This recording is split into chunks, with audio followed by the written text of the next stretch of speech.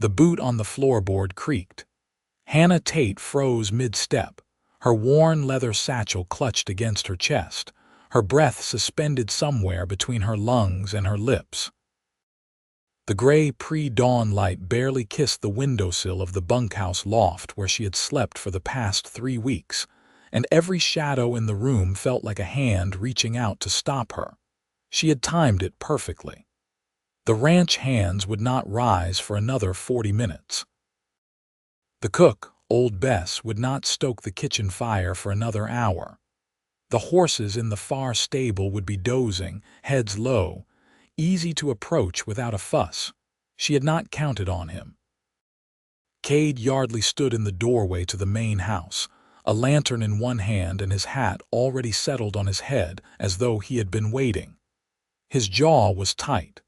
His eyes, the color of Deep Creek water on an overcast day, were fixed entirely on her. He was not angry, which somehow made it worse. He looked like a man who had rehearsed something painful and had arrived just in time to deliver it. "You are not going to say goodbye," he said. It was not a question. Hannah's throat tightened. "I did not think it required a farewell. 3 weeks under my roof, and you did not think it required a farewell." She shifted the satchel. Inside it was everything she owned in the world: a change of clothes, a letter she had carried since Kansas City, $42 she had earned mending the ranch hands' shirts, and a Colt Navy revolver that had belonged to her late husband. The revolver was not for Kade. It was for the men who were looking for her. Kade. She made herself say his name clearly, without the tremor she felt building at the base of her throat. "What I owe you for your hospitality I will send once I am settled, but I cannot stay here any longer." He set the lantern down on the porch railing. He took one step off the porch, then another, until he was standing close enough that she could see the slight furrow between his brows, the kind that appeared when he was working through something he did not yet understand, but intended to.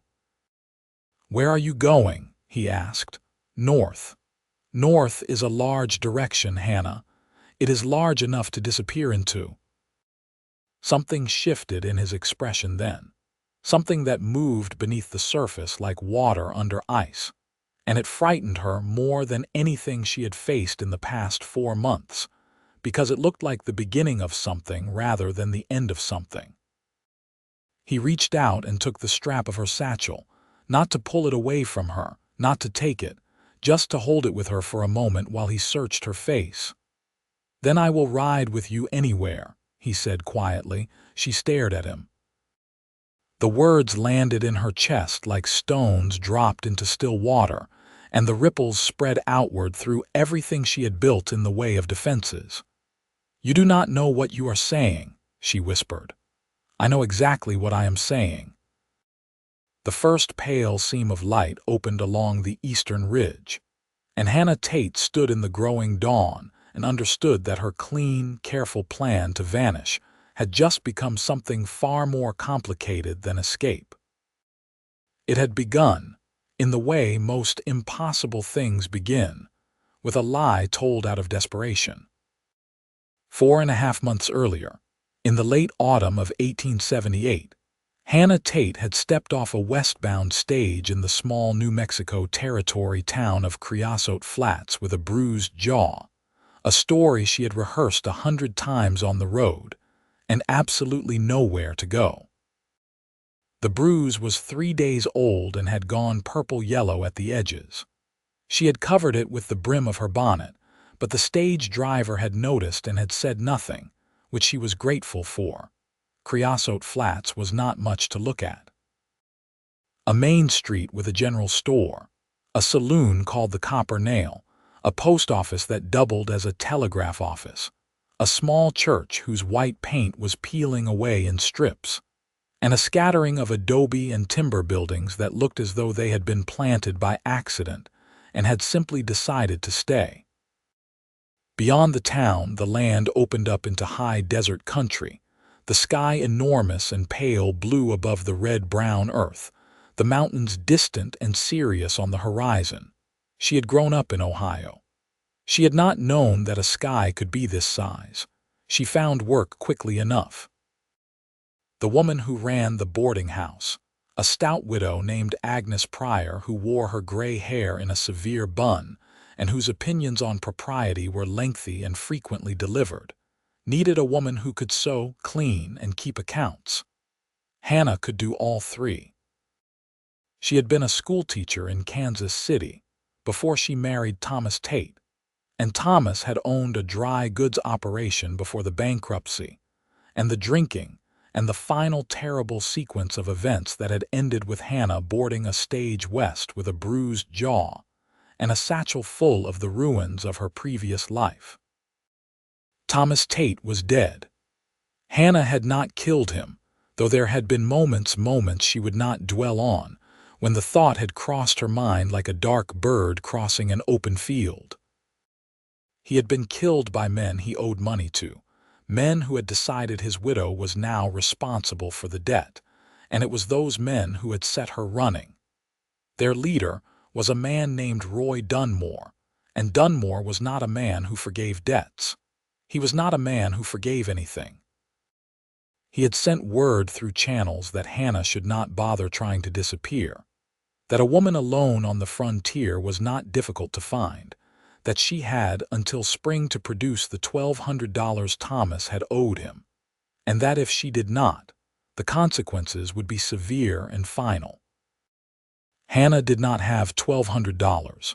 She had 42. She had the Colt Navy. She had a particular kind of stubbornness that had gotten her through 31 years of a life that had not often been kind to her. She had been in Creosote Flats for 6 weeks when she first encountered Kade Yardley. He came into Agnes Pryor's boarding house on a Saturday evening looking for a meal, the way ranchers sometimes did when they had been to town for supplies and did not want to cook for themselves. He was tall, broad through the shoulders, with dark hair that was a little longer than fashion dictated, and the kind of hands that spoke of real work rather than the performance of it. He wore his gun low on his hip the way men who actually knew how to use one did, without drama or affectation. Agnes seated him at the long common table and sent Hannah out with the bread basket. "Evening," he said. Without looking up from the bread, he was already tearing apart with the straightforward hunger of a man who had worked since before sunrise. "Evening," Hannah said. He looked up then.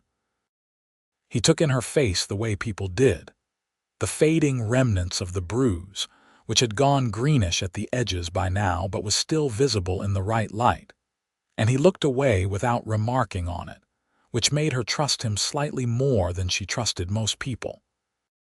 His name, she learned from Agnes later, was Kade Yardley. He ran the largest cattle operation in the surrounding valley, a spread called the Arroyo Rio Ranch, about 12 miles north of town. He had owned it outright since his father passed 3 years prior. He was 28 years old, not married, and widely regarded as a fair man in business and a private one in personal matters. Agnes said all of this with the particular emphasis women use when they want to communicate something without saying it directly.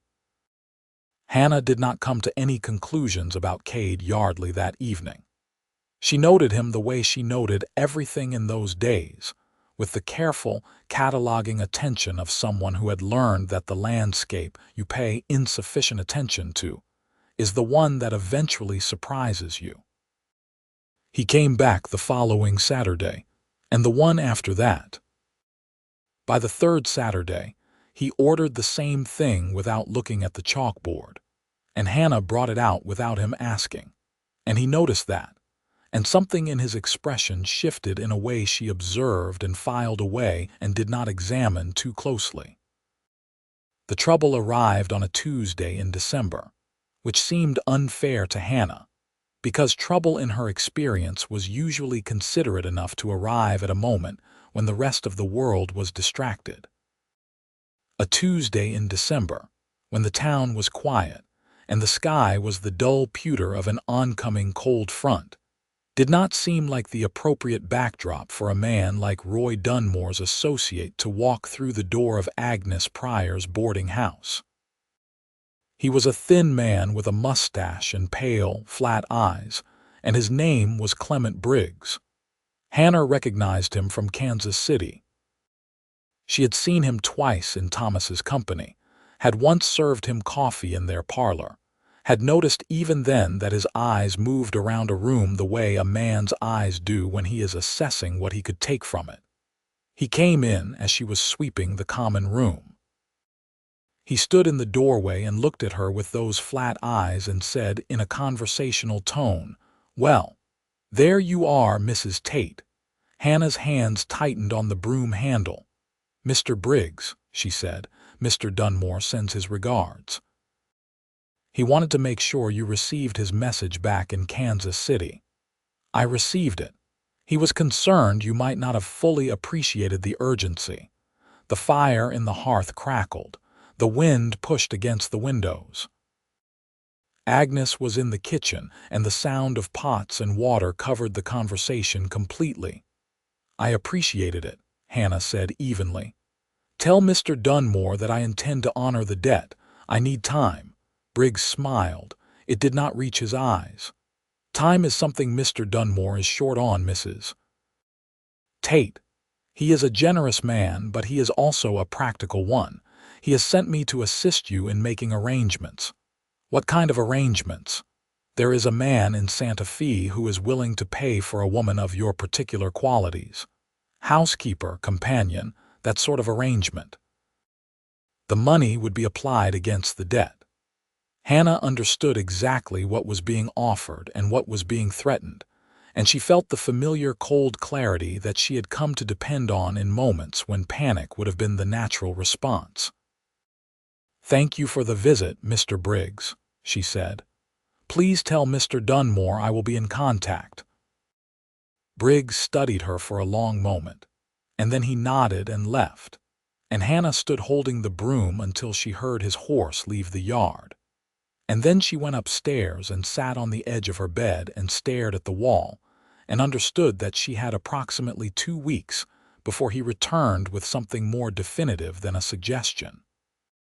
It was that same week that Kade Yardley came in on a Saturday and mentioned, in the matter-of-fact way he had, that the winter work had backed up badly on his ranch. 2 of his regular hands had left for a mining operation in Arizona Territory. Another had broken his arm in a fall from a horse. And Kade's books were in a condition he described as a catastrophe, a word he deployed without drama, but with clear feeling. He needed someone who could keep accounts and help manage the correspondence that had piled up on his desk, while he had been managing the shortfall in labor. Hannah said, without quite planning to, "I kept accounts for my husband's business in Kansas City for 3 years." He looked at her across the table. "Is that right? I also taught school for 4 years prior to that. I can manage any correspondence that requires competence in written English, which in my experience covers most correspondence." He was quiet for a moment. "The work would be out at the ranch." "I am aware of that. It would not be appropriate without. Is there a spare room in the bunkhouse loft?" she asked. He blinked. "There is." "Then it is appropriate. I am a widow, not an ingenue. I can conduct myself as a professional in a professional arrangement without requiring the protection of society's finer sensibilities." Something moved through his expression that she thought might have been amusement, though it was gone before she could identify it with any certainty. "I pay fairly," he said. "I expect nothing less." She had been at the Arroyo Rio Ranch for 5 days when she understood she had made a tactical error of a particular and dangerous kind. The error was not in the work. The work was exactly what she had hoped. The ranch books were indeed a catastrophe. A loving, well-intentioned catastrophe, but a catastrophe nonetheless. Kade was a brilliant rancher and a deeply disorganized record keeper, and the pleasure she took in organizing his chaos was genuine and absorbing. He owed money to 4 suppliers that he was not aware he owed, because the invoices had been buried under correspondence. He was being shortchanged by a buyer in Sakuro on the weight adjustments, and the discrepancy was small enough per transaction that it had gone unnoticed. But she found it in 20 minutes and told him about it with some satisfaction. He had looked at the figures she laid out on his desk, and then he had looked at her and he had said simply, "How did I get along before you arrived?" It was a small thing to say. It meant nothing except what it meant on the surface, which was that she was useful, which was exactly the relationship she intended to maintain. She was useful. He was her employer. She was hiding from a dangerous man. None of those facts required her to notice the way he looked when he was working through a problem, how his attention settled on a thing with absolute completeness, as though the rest of the world simply waited patiently for him to be done with it. She did not intend to notice that. She noticed it anyway. It was so ordinary. It was such a simple and ordinary thing. She stopped herself in the middle of the second laugh and heard herself and retreated back into the careful, managed version of herself that she had been maintaining, and he noticed that too. She could see him notice it. He did not say anything. He simply allowed her the retreat, which somehow made the whole thing worse. Because a man who allowed you to retreat at exactly the moment you needed to was a man who was paying far more attention than was comfortable. By the 3rd week, she was in trouble, not from Dunmore, not from Clement Briggs, from herself, from the particular treachery of a heart that had been closed and careful for a very long time and had apparently decided that Kade Yardley's ranch, with its cold winter mornings and its smell of wood smoke, and the way he stood on the porch at dusk watching the mountains go dark along their edges, was the place where it intended to open again. She could not allow that. She had $1,200 of danger attached to her name. She had a man with flat eyes who would come back with something worse than a suggestion. She had a dead husband's debts and a dead husband's enemies, and the kind of past that could damage anyone unfortunate enough to be standing near her when it all came due. She liked Kade Yardley. She liked him with a clarity and an honesty that frightened her, because liking him meant she could not stay. She decided on the 4th Saturday of her employment, when he came in from the winter range covered in cold dust, and looked at her across the kitchen doorway with an expression that she could not allow herself to name, that she would leave before dawn on Monday. She laid her plan with the same careful precision she had brought to his account books. She would take the stage from the junction 8 miles east of the ranch. She would go to Santa Fe first, then further north, to Colorado Territory perhaps, where the distance would be large enough to buy her time. She would write to him from wherever she landed, to apologize and explain as much as she was able, and she would send whatever portion of his wages she had left after the stage fare. It was a good plan. It was a clean, contained, logical plan. It did not account for the creaking floorboard, and it did not account for him standing in the doorway of the main house with a lantern already lit, as though some part of him had known, and it absolutely had not accounted for the words he had said.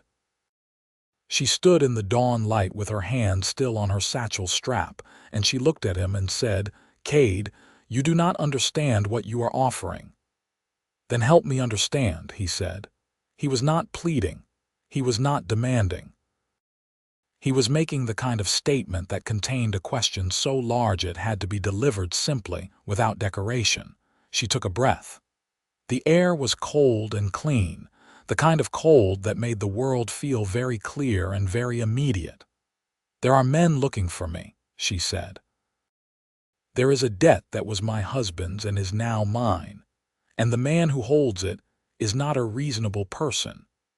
He sent someone here 3 weeks ago in Creosote Flats, which is part of why I came out to the ranch, because I thought the distance would buy me time.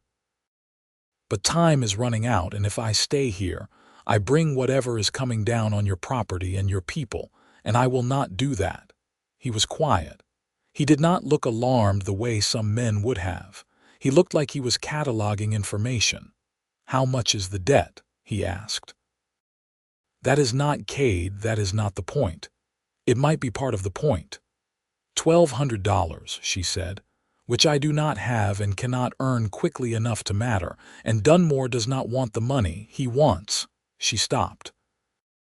She could not quite say it out loud, what had been offered in Agnes Pryor's common room. "He wants leverage. The money is the excuse, not the reason." She watched him process this.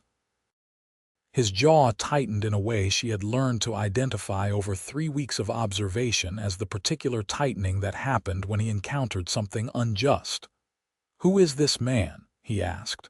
"Roy Dunmore. He operates out of Kansas City. He is not the sort of man who stops." "No," Kade said. "I have known men like that." She looked at him directly. "Then you understand why I cannot stay." "I understand why you think you cannot stay," he said. "Those are different things." She shook her head and reached for the proper tone, the firm, conclusive tone she had been practicing since Thursday. "I am grateful, Kade, genuinely. What you have given me in these 3 weeks, the work, the safety of this place, I am grateful for all of it, but I have to go." He stepped forward, not aggressively, not to block her, just forward so that they were standing in the same pool of cold blue morning light and she could see the full weight of whatever he was feeling moving through his face. "Hannah," he said quietly, "I will ride with you anywhere, I mean that. I am not saying it because I feel obligated as your employer. I am saying it because the idea of you walking out of here alone toward men who mean you harm is something I cannot stand. And I think you know me well enough by now to understand that when I say I cannot stand something, I mean that with precision."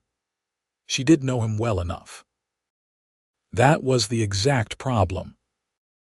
She knew him well enough to understand that Kade Yardley did not say things he did not mean, had never once in 3 weeks said anything to her that was performative or designed to produce an effect, and that the deliberate simplicity of what he had just said was possibly the most honest thing anyone had said to her in years. Her eyes burned. She was appalled at herself. "You would be putting yourself at risk," she said. "I am a grown man on my own land with my own affairs to manage. I get to decide what risk I take. You do not know Dunmore." "No, but I know you." The burn behind her eyes sharpened. She looked away toward the mountains, toward the pale gold beginning to spread above their dark shapes. "You have a ranch," she said. "You have cattle, hands to manage, supplies to order, a whole operation that requires your presence. You cannot simply ride off to. My foreman, Davis, has run this ranch for 2 seasons without catastrophe. He can manage a few more weeks." He paused. "And my books are in remarkable order as of this week." She laughed. She had not meant to. It escaped before she could catch it. He did not smile exactly, but the corners of his eyes changed. "Come inside," he said. "Have breakfast. And then we will talk about this properly, with coffee and daylight, and you can try to talk me out of it if you want to. But I will tell you now that you will not succeed." She stood there in the growing light and weighed the careful, lonely freedom of running against the terrifying, complicated alternative of being accompanied by a man whose company she had come to want in a way that had no clean resolution given the circumstances. She went inside. Breakfast at Kade Yardley's table was, as it had been on the evenings she had been invited to eat in the main house, a thing conducted in the practical style of a working rancher. He cooked himself, efficiently and without fuss, eggs from the chickens, thick-cut bacon, biscuits he made from a recipe he told her he had learned from his mother, coffee that was dark and serious. He moved around the kitchen, with the confident economy of someone who had been feeding himself for years, without complaint. She sat at the table and watched him cook, and told herself she was simply recovering from the emotional disruption of the morning, and would shortly regain full command of her sensibilities. He set food in front of her and sat down across from her with his own plate and his coffee, and he said, "Tell me everything about Dunmore." So she did. She had not told anyone everything, not Agnes, not anyone, because telling everything meant explaining Thomas, and explaining Thomas was painful in a way that was different from grief. Thomas had not been a good man by the end, and there was something lonely about grief for a person you had also been afraid of, because it did not fit neatly into any of the acceptable forms of sorrow. But she told Kade. She told him about Kansas City and the dry goods store and the way Thomas's relationship with liquor had progressed over the 4 years of their marriage from occasional to consuming. She told him about the debts, the borrowing from men like Dunmore, the escalating pressure, the violence in the last year that had never been directed at her, but had always been present in the room like weather. She told him about the morning she had found Thomas's body behind the store, and had understood with terrible, cold clarity that she was the last available target for a debt that could never be paid. She did not tell him about the bruise in the way she had not told anyone about the bruise, because it was not connected to Thomas's creditors but to Thomas himself, and she was not yet able to give that particular truth to anyone. Kade listened without interrupting. He held his coffee cup in both hands and watched her face and listened with the same absolute completeness of attention she had noticed before and had been trying not to find significant. When she finished, he was quiet for a moment. "Briggs came here," he said. "To Creosote Flats." "Yes." "6 weeks after I arrived. And you came to the ranch to put distance between yourself and the town. Partly. Also because the work was genuine and I needed the money," he nodded. "He will come back." "Yes." "And when he does, he will have learned that you are 12 miles north of town at the Arroyo Rio Ranch." The cold, practical reality of this sat between them on the table. "Which is why I have to go," Hannah said. "Not just for my sake, for yours." "Or," Kade said, setting down his coffee, "we go to Dunmore." She stared at him. "That is either very brave or very foolish." "Possibly both," he acknowledged. "But running only works for so long, you know that. You have been running since when? October, the end of September. It is January now. He sent Briggs to Creosote Flats in December. He is getting closer. Running north buys you weeks, maybe a month. And then you are somewhere unfamiliar with fewer resources, and he is still coming." She was quiet. The fire in the hearth was warm on the side of her face. "What would going to Dunmore accomplish?" she asked carefully. "I don't know yet. But I know a man in Santa Fe who knows the territorial law better than most judges. His name is Harold Fenwick. He has handled disputes I would not want to handle, and he is not a man who is easily intimidated." He paused. "And I also know that Dunmore's leverage over you depends on your isolation. A woman alone is a target. A woman accompanied by someone with resources and connections and a legitimate stake in her safety is a considerably harder proposition." "You are suggesting that you serve as some kind of—" "I am suggesting that I accompany you to Santa Fe. We speak with Fenwick about the legal aspects of this debt, and whether it has any enforceable standing given that it was contracted by your husband without your knowledge or consent, and we proceed from there with information rather than guesses." Hannah looked at him across the table. The morning light was fully up now, coming through the kitchen window in a clean, honest winter slant, and she could see him clearly. The steady intelligence in his face, the absence of performance or pretension, the quality of his attention that she had been unsuccessfully trying not to value for 3 weeks. "Why?" she asked. "Why what? Why are you willing to do this? You have a ranch to run and a life that does not include my problems. Why would you take this on?" He was quiet for a long moment. He looked down at his coffee. "You laughed," he said finally. "That first evening you came to eat here. We were arguing about Wilkie Collins and you laughed, and it was—" He stopped.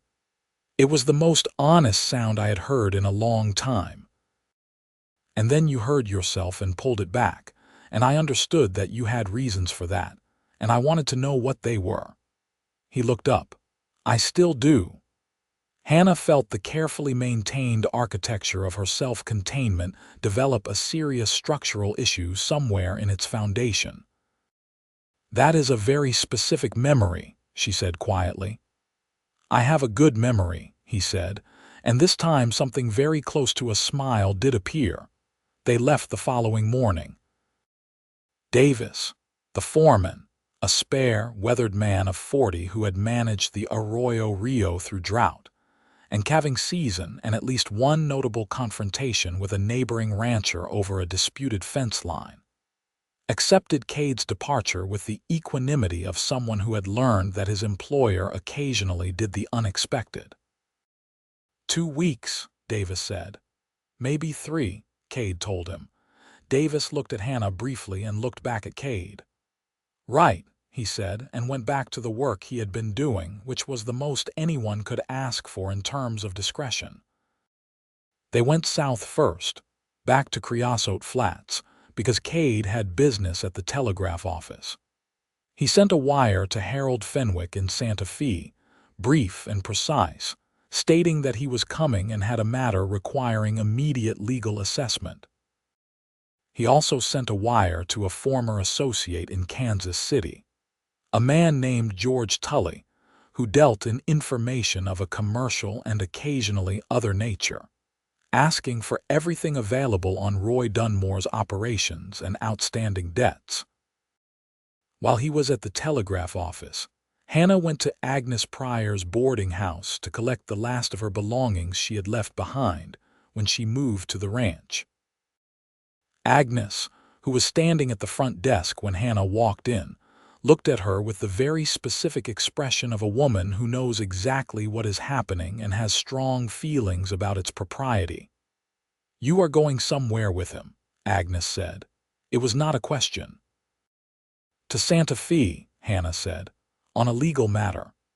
Agnes's expression modulated between disapproval and what Hannah suspected was, under its severe exterior, actual concern. "Is it about those men, the one who came in December?" "Yes." Agnes was quiet for a moment. She picked up the pen on her desk and put it back down. "Yardley is a good man," she said finally. "Stubborn but good. Are you safe?" "I believe so." Agnes nodded in the curt, decisive way she nodded when a conversation was concluded to her satisfaction. "Then go, and write when you are settled." Hannah collected her things and was standing outside when Kade came out of the telegraph office. "Fenwick will see us," he said. "He wired back already. He is efficient. He bills by the hour. Efficiency is in his professional interest."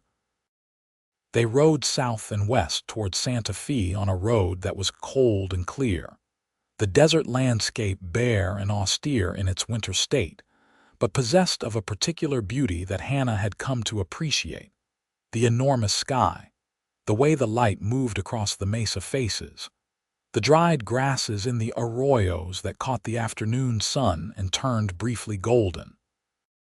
She rode a gray mare named Clara that Kade had saddled for her without asking whether she could ride. And she could, competently, having learned in Ohio before horses were replaced in her life by streetcars and practicality.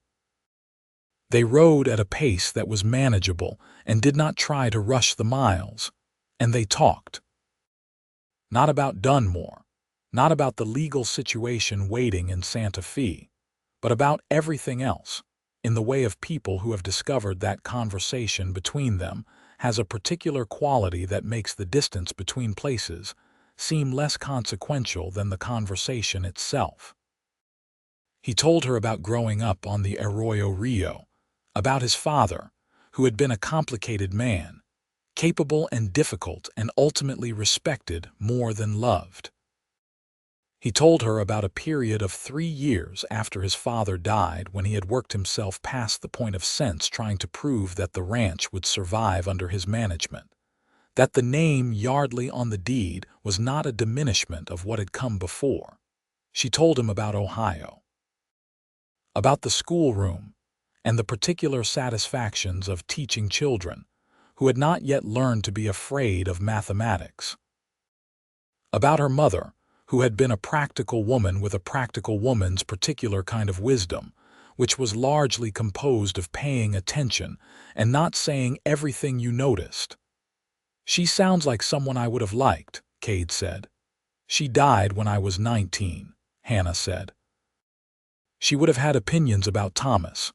Unfavorable ones, accurate ones.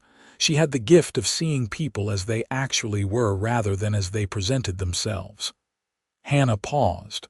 "I thought I had inherited that gift. I was wrong." "You were young, and he was presumably more coherent at the time." "He was charming," she said. "There is a particular danger in charm when you have not yet learned to look behind it." He was quiet, and she wondered if she had said too much, if the conversation had moved into territory that was too personal for the relationship they were maintaining, which was employer and employee, professionally modified by circumstances. Then he said, "I am not charming." She looked at him sideways. "No," she agreed, "you are not. Is that a point in my favor?" "It is not a point against you," she said, and she meant it more than she allowed herself to examine. They stopped for the night at a way station near a settlement called Cottonwood Springs, a rough establishment that offered a bed, a meal, and a corral for the horses. The woman who ran it was a heavyset Tejano woman named Sola who cooked the best beans and green chili Hannah had eaten in her life, and who looked at Kade and Hannah with the same non-judgmental efficiency with which she looked at everything, gave them 2 separate rooms without comment, and brought extra blankets because the temperature outside was going to serious places. After supper, Hannah and Kade sat by the small fire in the way station's common room with their coffee, and a conversation that had slowed into the comfortable quiet of people who had been talking all day and had arrived at the part of the day that did not require words. The fire was orange and steady. Outside the wind had picked up. "Can I ask you something?" Kade said. "You can ask. The bruise. When you first came to Agnes Pryor's, it was not from Dunmore's men, was it? It was very quiet for a moment." "No," she said. "It was not." He did not ask anything further. He simply accepted her answer, and the acknowledgement in his silence.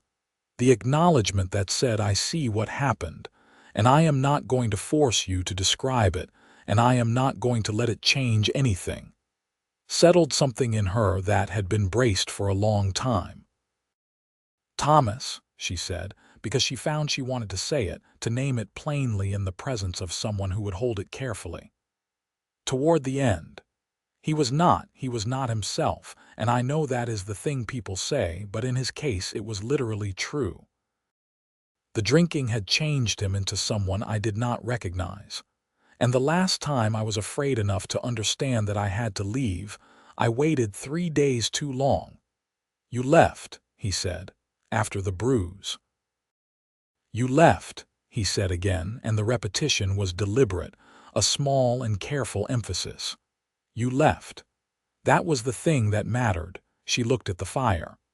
"It took me a long time to stop feeling as though I should have done something differently." "That is a cruelty people inflict on themselves unnecessarily," he said. "Yes," she said. "I know that now." She went to bed in her separate room with its extra blankets, and the cold winter wind around the corners of the building, and the sound of the horses in the corral. And she stared at the ceiling for a long time and thought about the precise amount of danger she was in, which was no longer exclusively from Roy Dunmore. Santa Fe in January was cold and luminous. The light in the high desert city carrying a quality of clarity that made the adobe buildings and the Spanish colonial architecture and the bare cottonwoods along the acequia all look like something that had been very precisely intended. Hannah had never been to Santa Fe. She found she liked it with an immediacy that surprised her, though she was aware that some of what she liked was the fact that she had arrived there accompanied rather than alone. Harold Fenwick had his offices on a side street near the plaza, above a shop that sold saddle goods. He was a small, round man with spectacles and a very precise white mustache, and the manner of someone who had seen every variety of human difficulty, and had organized them all into a filing system only he fully understood. He shook hands with Kade with the briskness of established acquaintance, and looked at Hannah with the attentive curiosity of a man gathering data. "Mrs. Tate," he said, "I have been looking into the matter Mr. Yardley wired about. Please sit down."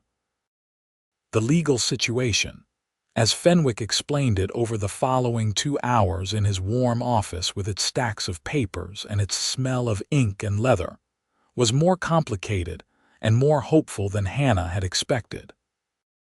Thomas Tate's debt to Roy Dunmore, Fenwick explained, had been contracted against property that included items Hannah had brought into the marriage as her own, specifically a small inheritance from her mother's estate, which had been deposited in a joint account that Thomas had subsequently borrowed against without Hannah's written consent, as required under the specific terms under which the account had been established. This made the full amount of the debt legally questionable as it applied to Hannah, particularly under territorial law, which Fenwick noted had provisions that a good attorney could argue quite effectively. Furthermore, Fenwick said, Dunmore's operation in Kansas City was not merely the private loan business it presented itself as. George Tully's wire, which had arrived that morning in reply to Kade's inquiry, contained information suggesting that Dunmore was under federal investigation for a range of activities, including fraudulent lending practices, that had been applied to at least a dozen debtors across 3 territories. "He is not untouchable," Fenwick said. "He has convinced people that he is, which is a different thing. The threat he represents to you, Mrs. Tate, is real, but it is based on your isolation and your belief that you have no legal recourse. Both of those conditions can be addressed." Hannah sat very still, processing this. "What would you suggest?" Kade asked. "I would suggest a formal legal response to any further contact from Dunmore or his agents, citing the specific provisions of the debt agreement and the questionable validity of its application to Mrs. Tate. I would also suggest engaging the United States Marshal's office here in Santa Fe, who will find Tully's information about the federal investigation most relevant." "And in the immediate term," Hannah asked, "if Briggs returns to Creosote Flats?" Fenwick looked at her over his spectacles with the mild expression of a man who had a suggestion he was being tactful about. "In the immediate term, Mrs. Tate, your circumstances would be considerably strengthened by the presence of a permanent connection to the county and its legal community. Something that would make any further threats against you a matter of public record and personal interest to people who have standing." He said it with such precise neutrality that it took Hannah a moment to understand what he was actually suggesting. She felt color rise in her face. She looked at her hands. Kade, beside her, was very quiet. "Thank you, Fenwick," he said. "We will consider all of the options." Outside the office, they stood on the street in the cold January light, and neither of them said anything for a moment. The sound of the city moved around them, a cart passing, voices from the plaza, a dog somewhere nearby. "He was not being subtle," Hannah said. "No," Kade agreed. "I want to be clear that I do not expect—" "Hannah." He turned to look at her, and the expression on his face was direct and unguarded in a way she had not seen before. All the careful restraint he had maintained for weeks gone, replaced by something she could no longer pretend not to recognize. I have been trying since approximately the third Saturday at Agnes Pryor's to find the correct moment to tell you something. And I have been prevented by the reasonable concern that you have had enough men deciding things on your behalf, and the last thing you needed was another one doing the same. She was looking at him. What I want to tell you, he said, is that I did not ride to Santa Fe because you needed legal help, though you do. I rode because when I saw you standing in the yard with your satchel in the dark at 4 in the morning, I understood that the possibility of you leaving was a thing I was not willing to accept without saying something about it. He stopped, started again. I am not charming. You said so yourself. So I am just going to say this plainly, because I do not have another way. I am in love with you. I have been, for several weeks, and I am fully aware that the timing is unreasonable and the circumstances are complicated, and you have every right to tell me that it is the last thing you want to hear. The street noise continued. The cold light continued. A horse somewhere in the middle distance made its opinion known. Hannah stood in the winter light in Santa Fe and felt the last wall she had built, the highest one, the one that had gone up specifically to prevent exactly this, come down. It is not the last thing I want to hear, she said. Her voice was steady, which surprised her. He looked at her. I have been trying not to feel what I feel for weeks, she said, because I was afraid of it, and I was afraid of what it would cost you.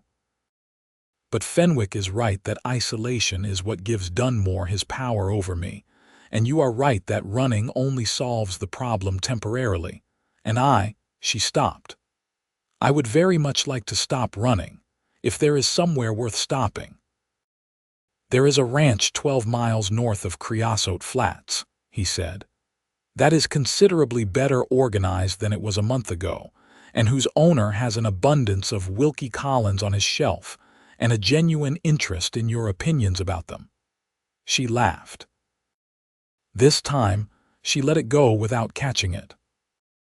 He stepped forward and took both her hands carefully, the way he had taken the strap of her satchel in the dawn light, with a gentleness that she was beginning to understand was not performance but essential character, and he said quietly, "Will you come home with me, Hannah?" She held his hands. She thought of the careful, lonely plan she had packed into her satchel in the dark. She thought of the miles of running. She thought of the laugh she had caught and pulled back on that first evening, and the way he had noticed and said nothing and waited. "Yes," she said, "I will come home with you." There were still things to manage. The presence of happiness did not remove the presence of Roy Dunmore, and Hannah was not a woman who confused feeling hopeful with being foolish. The next 2 days in Santa Fe were busy and deliberate. They spent hours in Fenwick's office drafting a formal legal response to Dunmore's claims, a document that cited the specific provisions regarding her mother's inheritance and the terms under which the account had been established.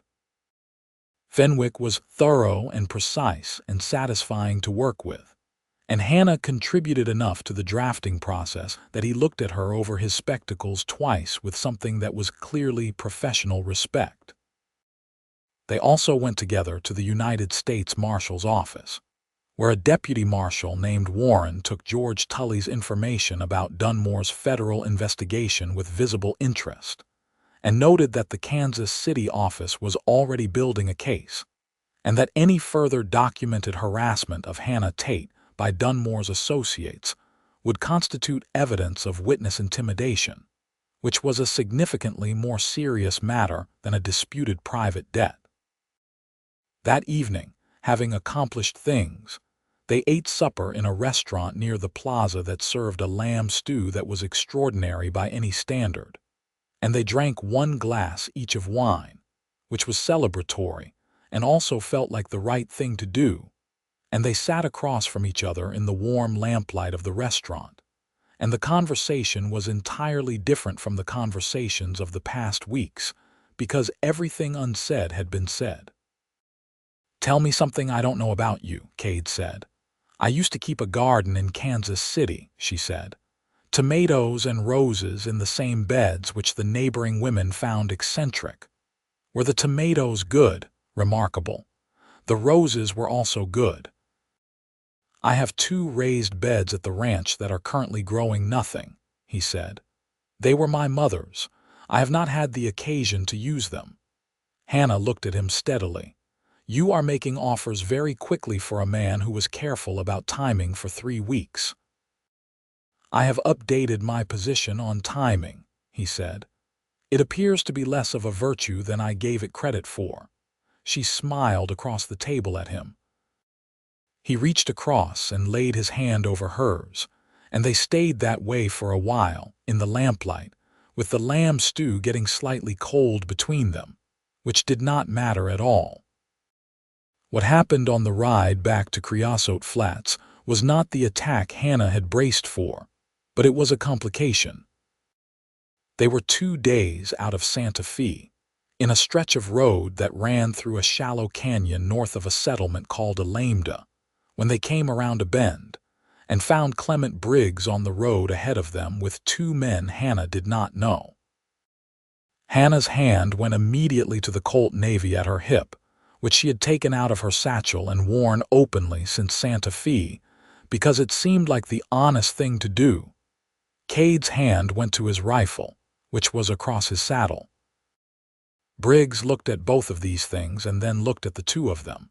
2 horses on a narrow road, and Hannah saw him doing the calculation that men like Briggs always did, which was the calculation between what he could take and what it would cost him.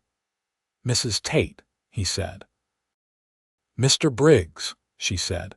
"Mr. Dunmore is." "Mr. Dunmore," Hannah said, in a voice that surprised her with its steadiness, "has received formal legal notice from an attorney in Santa Fe regarding the validity of the debt he claims I owe. That notice includes the specific terms under which the original account was established, and the provisions regarding jointly held property, in which one party acted without the other's written consent. Mr. Dunmore has also been identified to the United States Marshal's Office in Santa Fe as relevant to an ongoing federal investigation into fraudulent lending practices across 3 territories. Any further attempts by Mr. Dunmore or his agents to threaten or coerce me will be documented and forwarded to that office as evidence of witness intimidation." Briggs's flat eyes moved to Kade. "My name is Kade Yardley," Kade said, with the simple, level delivery of a man who is not performing anything. "I am acquainted with Harold Fenwick and with Deputy Marshal Warren in Santa Fe. I am also personally acquainted with most of the significant landowners and businessmen in this part of the territory. If anything happens to Mrs. Tate, the people who receive the documentation currently on file in Fenwick's office will be extensive." A silence settled on the canyon road. The horses shifted. The cold wind moved through. Briggs looked at Hannah again, and she looked back, with the complete steadiness of a woman who was no longer running and who had the law, and a man with a rifle behind her and a Colt Navy in her own hand, and no intention whatsoever of flinching. Briggs turned his horse. The 2 men with him turned theirs. They rode back down the road the way they had come, and the sound of the hoofbeats diminished and was absorbed by the desert. Hannah let out a long, slow breath. "You were extraordinary," Kade said. "I was terrified," she said. "Yes," he said. "Those are not mutually exclusive." She looked at him. "Thank you," she said, meaning more than the road and the horses and the men who had just ridden away. "Thank you," he said back, meaning something she did not ask him to clarify because she understood it. They rode the rest of the way to Creosote Flats without incident, arriving in the early afternoon of a clear winter day that had softened slightly from the previous weeks. A hint of something in the air that suggested that the season, while not yet finished, was beginning to consider its conclusion. Agnes Pryor was standing outside the boarding house when they came down the main street, and she looked at Hannah and Kade riding side by side with the expression of a woman who requires no explanation. "You look better," she said to Hannah. "I am better," Hannah said. Agnes nodded. She looked at Kade. "See that she stays that way," she said, without particular sentiment but with absolute sincerity, and went back inside. They rode out to the Arroyo Rio in the late afternoon light, and when they came over the last rise and the ranch lay below them, the house, the barns, the corrals, the particular shape of the place in its valley with the mountains behind it, Hannah felt something settle in her that she recognized as belonging. Davis came out of the barn when they rode into the yard and looked at them with the equanimity he applied to everything. "Welcome back," he said. "Cattle are fine. There was an issue with the north fence on Thursday, but it's handled. A wire came from a buyer in Socorro about the spring contract." "Thank you, Davis," Kade said. "I will look at the wire tomorrow." Davis nodded, looked at Hannah, nodded at her too, and went back into the barn. They ate supper in the main house with the fire going and the wind outside and the warm, specific quality of being home after travel, which is one of the better feelings available to people. And Hannah sat at the table she had sat at many evenings, and felt the difference between sitting there as a temporary person and sitting there as a person who had decided to stay. "I want to ask you something," Kade said, after the plates were cleared and the coffee was poured. "Ask." He was quiet for a moment, with the slight furrow between his brows that she had come to understand meant he was locating the precise words for something that mattered. "I am not going to ask you anything you are not ready to answer," he said. "But I want you to know that what I said in Santa Fe was not temporary. I am not a man who changes the things he has decided. And I would very much like, if you are willing, to think about what comes next in a way that is permanent. That includes you in this place, in this life, in a way that is formal and legal and protective, and also," he stopped, "also simply because I want to. Because I would like to make my life with you." Hannah held her coffee cup and looked across the table at this man who had stood in a doorway with a lantern at 4 in the morning, and said he would ride with her anywhere, who had ridden to Santa Fe and stood on a canyon road with his rifle ready, and let her face down Dunmore's man in her own words, who had waited on 3 Saturdays and had noticed a laugh she caught and pulled back, and had remembered it with precision. "I would like that too," she said. He reached across the table and she took his hand, and the fire in the hearth burned steadily, and outside the night was very cold and very clear, and everything was both complicated and simple in the way that real things are. They were married in March. The ceremony was performed by the Reverend Cole in the little church in Creosote Flats with its peeling white paint, on a morning when the first real warmth of the season had come down from the mountains, and the desert was beginning its slow, spectacular business of returning to color. Agnes Pryor attended, wearing a dress of dark blue that was her finest, and sat in the front pew with the expression of someone who is deeply satisfied with an outcome they had privately predicted. Davis attended, in a clean shirt that appeared to have been pressed for the occasion, and stood beside Kade as his witness with the contained dignity of a man who takes such responsibilities seriously. Hannah wore a dress of cream wool that she had made herself over the previous 6 weeks, not because she was obligated to make her own dress, but because she had wanted to make something with her own hands for this particular day. It had a small collar of white cotton and buttons down the front that she had bought from the general store, and it fit her well, and she thought her mother would have approved. Kade wore his good suit, which fit him well and which he wore with the slight self-consciousness of a man more comfortable in working clothes, and he stood at the front of the little church and watched her come down the aisle, Agnes's daughter playing the small organ in the corner, with an expression that Hannah saw from 12 feet away and felt in her entire chest. Reverend Cole read the words. They said the words back.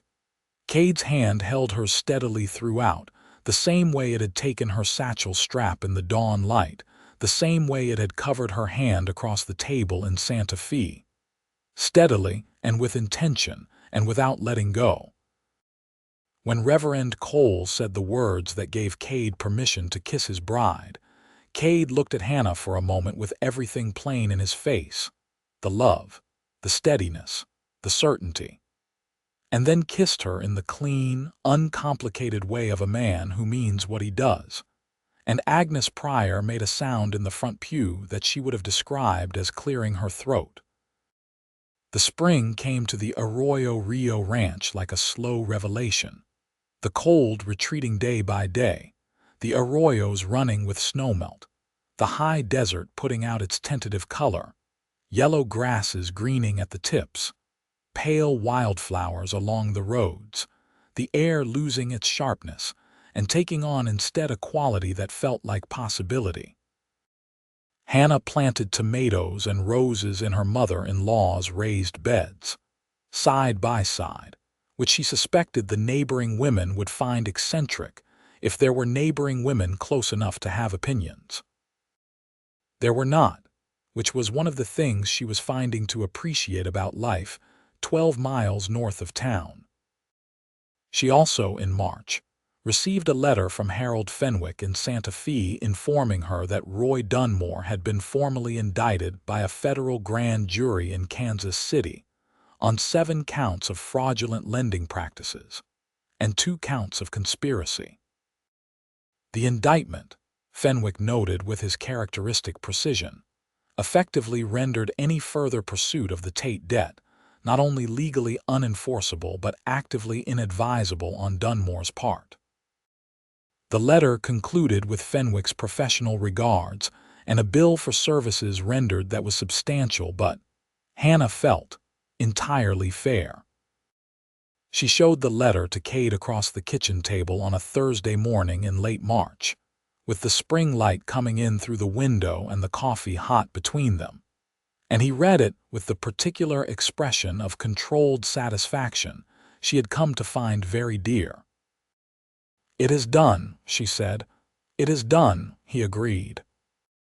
He folded the letter and handed it back to her, and she put it in the drawer where she kept important papers, and then she went back to the kitchen and stood at the window and looked out at the beds where the roses had been planted next to the tomatoes, the small green starts pushing through the dark soil, and she felt something that she thought, with careful accuracy, was the particular quality of peace that comes when you are no longer waiting for the danger to arrive. She had not felt it in years. It was remarkable. Roy Dunmore, in the end, pled guilty to 3 of the federal counts and received a sentence that put him behind bars in Kansas City, well out of reach and well out of consequence.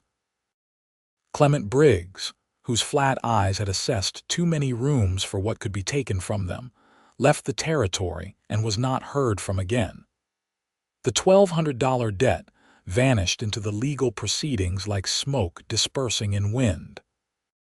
The summer at the Arroyo Rio was the kind of summer that Hannah thought she would remember all her life. The long days of work, the evenings on the porch watching the mountains, the particular pleasure of a life that was both full and peaceful, which was not a combination she had previously had the opportunity to experience. Kade was a very different kind of husband than Thomas had been. He was quiet in the ways that mattered and communicative in the ways that mattered more. He worked from before sunrise to after sunset with the dedication of a man who genuinely loved his land and his work, and he came in for supper and sat across from her and told her about his day and asked about hers with an interest that was always genuine. He argued about books with her. He noticed when she was tired. He brought her a copy of Middlemarch from a bookseller in Santa Fe because she had mentioned once, that she had never read it, and he had apparently committed this fact to memory. She loved him with a specificity that she had not known love could have. She loved the exact way he held his coffee cup in both hands in the morning, and the way his attention fixed completely on a thing, and the careful way he chose his words, and the steadiness that was not blankness but depth, and the particular sound of him coming in from the range in the evenings, boots on the porch steps, that she had begun to find more reassuring than anything else in her days. She told him so one evening in August, on the porch in the warm night with the stars enormous above the valley. "The boots on the steps," she said. "When I hear that, I know everything is all right." He was quiet for a moment. "When I see the lamp in the kitchen window," he said, "when I am coming in late and the light is on, I think the same thing." The autumn came. The tomatoes were, as promised, remarkable, and the roses were remarkable too, and she brought a basket of both to Agnes Pryor in town. And Agnes accepted them with the specific grace of a woman who accepts things without making too much of them, which Hannah had come to understand as Agnes's form of deep appreciation. It was in October, the same month she had left Kansas City a year before, that Hannah confirmed what she had suspected for several weeks, and told Kade on a Sunday evening when the weather had turned again, and the fire was going in the hearth, and the lamplight was warm. She told him plainly, in the direct way she had come to prefer because it suited them both, "I am expecting a baby," and watched his face go through a sequence of expressions that she had never seen on it before, starting with complete stillness and moving through something that could only be described as a man understanding, with his whole self, that his life had just changed in a way he had wanted, and had not, until that moment, allowed himself to fully anticipate. He crossed the room and took her face in his hands and looked at her with everything plain on his face, the way it had been in the church in March, and the way it was now, and the way she trusted it to be, because she had learned, in the year she had known him, that his plainness was the most honest language she had ever been offered. "Hannah," he said, in a voice that was lower than usual. "Yes," she said, meaning everything. He kissed her forehead, both cheeks, the top of her head, and then held her against his chest, and she stood in the circle of his arms in the firelight and felt the peace that was no longer new but was not yet ordinary, was instead the kind of thing that deepened every time she noticed it. The baby came in June, a boy, squalling and emphatic and possessed of dark hair, and the look of someone who had strong opinions about his recent change of circumstances. Hannah labored through a long night with Agnes Pryor attending, and Davis pacing the yard outside in the particular misery of a man who does not know what to do with himself in such moments, and Kade sitting beside the bed holding her hand through every part of it, which the Reverend Cole would likely have found irregular, but which Hannah found essential. When it was over, and the baby was clean and wrapped, and the world had reassembled itself around this new and extraordinary person, Kade held his son for the first time with the concentrated care of a man handling the most important thing he had ever been trusted with, and his face was so open and undisguised in its wonder that Hannah, exhausted and content and watching him from the pillow, felt tears come and let them, without catching them. "What do we name him?" Kade asked without looking up from the baby's face. Hannah considered. She had thought about this. "Samuel," she said, "for no one in particular, just because it is a good, solid name." "Samuel Yardley," Kade said, and the baby opened his eyes and appeared to assess his father with the gravity of someone weighing a serious matter, and Kade looked back at him with the same gravity, and Hannah thought she had never seen anything so fine in her life. Agnes, who had been putting things in order in the businesslike way she applied to all situations, came to look at the baby and said, He has the look of someone who will have opinions, which Hannah felt was both accurate and a legacy she was entirely comfortable with. Davis came in briefly, held his hat in his hands, looked at the baby with the cautious reverence of a man confronting something beyond his professional experience, and said, "He looks like a sound investment," and left, which Kade said afterward was probably the highest compliment Davis was capable of delivering. The summer Samuel Yardley was born was the best summer Hannah had ever known, and she had the self-awareness to recognize that this was not an accidental quality of the season, but a function of everything she had been given, everything she had earned, and the man beside her, who had stood in a doorway at 4 in the morning with a lantern in his hand, and meant every word he said. The following year, a girl arrived in the household in the form of a cousin's daughter whose parents had died of fever in the winter, a solemn 8-year-old named Clara, which delighted Hannah, because that was the name of the gray mare, and who arrived at the Arroyo Rio in February with one small bag and the expression of a child managing grief with the pride of someone who did not want to be a burden.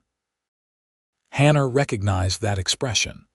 She knew exactly what it felt like. She knelt down in front of Clara on the porch of the main house in the cold February air and looked at her directly and said, "You are not a burden. You are a member of this family. And you are welcome in this house for as long as you want it." Clara's serious expression wavered for a moment, just a moment. "I heard you have a garden," Clara said. "Tomatoes and roses," Hannah said. "In the spring, I will teach you everything I know about both." By summer, Clara was a permanent feature of the ranch in the way that all the best things were, as though she had always been there, as though the place had been incomplete before her and had simply been waiting. She learned the garden with the seriousness she applied to everything, and turned out to have a particular affinity for the roses. She also learned to ride, and took to it with a confidence that made Davis nod in the specific approving way he nodded at things that were going well. Samuel, beginning to pull himself upright on every available surface with the single-minded determination of someone who had decided that walking was a task that required immediate completion, regarded Clara with the uncomplicated affection of a baby who has decided that all available people are interesting and worth examining. One evening in the second summer of their marriage, Kade and Hannah sat on the porch in the warm dusk, Clara asleep inside, Samuel asleep too after a day of heroic effort on the walking project, and the valley below was going the particular gold and purple of a summer evening in the high desert, and the mountains were doing something extraordinary with the last light. "I have been thinking," Kade said. "About what?" "About whether the North Pasture could support an expansion of the cattle operation." "Davis thinks so. I want your assessment of the numbers." She looked at him. "You want my assessment of the cattle numbers?" "You have a better eye for the accounts than anyone I have encountered." "I do," she agreed without false modesty, because it was true. "There is something else I have been thinking about," he said. "Tell me."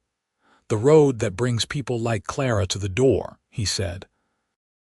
"People who need somewhere that is safe. I have been thinking about whether there is a way to be more deliberate about that." Hannah looked at him. She had not expected this, and the fact that it did not surprise her was itself something she wanted to examine. "What are you suggesting?" she asked. "I have been writing to the county about the formal arrangements for children in Clara's situation," he said. "And I have been in correspondence with a woman in Santa Fe who works with families who have lost parents to the various difficulties of this territory. There are more Claras than most people want to acknowledge." Hannah was quiet for a moment, watching the mountains. She thought about her mother, who had been a practical woman with a practical woman's particular kind of wisdom, which was largely composed of paying attention and not saying everything you noticed. She thought about what her mother would have said, watching her daughter sit on a porch in the last summer light with a man who was suggesting that they open their door wider and more deliberately. She thought her mother would have said nothing at all and would have simply nodded with the expression of someone who had known all along how things would turn out. "Let us look at the numbers," Hannah said. "The north pasture expansion and the formal arrangements both. Let us see what is possible." He looked at her sideways in the last light, that expression she loved, the one without pretension or performance, the one that was simply him loving her. "You are a remarkable woman," he said. "I am a practical one," she said, "which is different." "In your case," he said, "it is the same thing." She leaned her shoulder against his, and he put his arm around her, and they sat in the dusk as the valley went dark below them, and the stars began their business, the enormous stars of the high desert sky, and the Arroyo Rio ranch settled into the night around them, the horses in the corral, the cattle on the range, the children asleep inside, the roses and the tomatoes in the beds, the books on the shelves, the boots by the door, the lamp in the kitchen window. The life they had made, which was built not on easy ground but on the harder ground of honesty and courage, and the particular willingness to stop running when you have found the place worth staying for. She had tried to sneak away at dawn. She had packed her satchel in the dark and tested the floorboard, and planned her escape with the careful precision of a woman who had learned that the only person she could rely on was herself. And he had been standing in the doorway with a lantern, already dressed, already decided, and he had said he would ride with her anywhere. She had thought, in that cold gray dawn, that it was a complication. She understood now that it was the beginning of everything. The summer of 1882 brought a second son, James, who arrived in the world loudly and with a full head of copper-red hair that no one on either side of the family could fully account for, and who regarded his brother Samuel across the 3 years between them with the combative affection of a sibling who has immediately decided that competition is the natural order of things. Clara, who was 11 now and considerably less solemn than the girl who had arrived at the door in February with her single bag and her careful grief, took James's arrival with the pragmatic acceptance of someone who had recalibrated her understanding of what family meant and found it capacious enough for additional members. She also, by the age of 11, had opinions about the roses that were beginning to exceed Hannah's own in terms of detail and ambition, which Hannah found entirely satisfying. She had begun teaching Clara letters and arithmetic in the evenings at the kitchen table with the same pleasure she had once taken in her schoolroom in Ohio. And Clara was the kind of student who makes teaching feel like its own form of learning. Harold Fenwick visited in the fall of 1882 in the company of his wife, a small, sharp-eyed woman named Dorothea who had opinions about New Mexico territory that were both extensive and accurate, and who looked at the Arroyo Rio ranch with the assessing eye of a woman who knows quality of life when she sees it. Fenwick and Kade spent 2 mornings going over the formal arrangements Kade had been building for displaced children in the county, and Hannah and Dorothea Fenwick sat in the garden in the October warmth and found, to their mutual satisfaction, that they had a great deal to say to each other. "He has been talking about this project since March," Dorothea told Hannah, referring to her husband's involvement in the county arrangements. "He thinks very highly of your husband." "The feeling is reciprocal," Hannah said. "He thinks highly of you," Dorothea added, with the particular directness of a woman who believes in saying things clearly. Hannah smiled at the roses. They were the last flush of the season, a deep, warm red that caught the October light beautifully. "Kade," Davis said at the door of the main house, on the evening the Fenwicks were preparing to leave. He held a wire that had arrived from Santa Fe. "Read it," Kade said. "Davis, read." His expression, characteristically restrained, managed to convey satisfaction. The county has approved the formal arrangement for the placement of children from the territory with approved households. The Arroyo Rio Ranch has been listed as an approved placement household, effective immediately. Kade looked at Hannah across the supper table, in the lamplight, with James in her arms and Samuel on his stool eating biscuits with focus, and Clara looking up from her arithmetic, with the expression of someone who has heard something significant. "Well," Kade said with the specific simplicity that meant everything. "Well," Hannah agreed. She thought of the road south from Santa Fe, the Canyon Road, and Clement Briggs with his flat eyes making the calculation between what he could take and what it would cost him, and the Colt Navy at her hip and the complete steadiness she had felt, which had been not the absence of fear, but the presence of something stronger than fear. She thought of the stage platform in Creosote Flats in late September of 1878, when she had stepped down into a new place with a bruised jaw and $42, and a dead husband's enemies and nowhere to go, and had somehow, through a sequence of choices and chances and one particular Saturday evening with a breadbasket, arrived here. She thought of Agnes Pryor saying, without sentiment but with complete sincerity, "See that she stays that way." She thought of the creaking floorboard in the dark and the lantern in the doorway and the words that had changed the entire direction of her life. "I will ride with you anywhere." She looked at Kade across the table, her husband, this steady and honest man who had meant every word he said and had never once retracted any of them.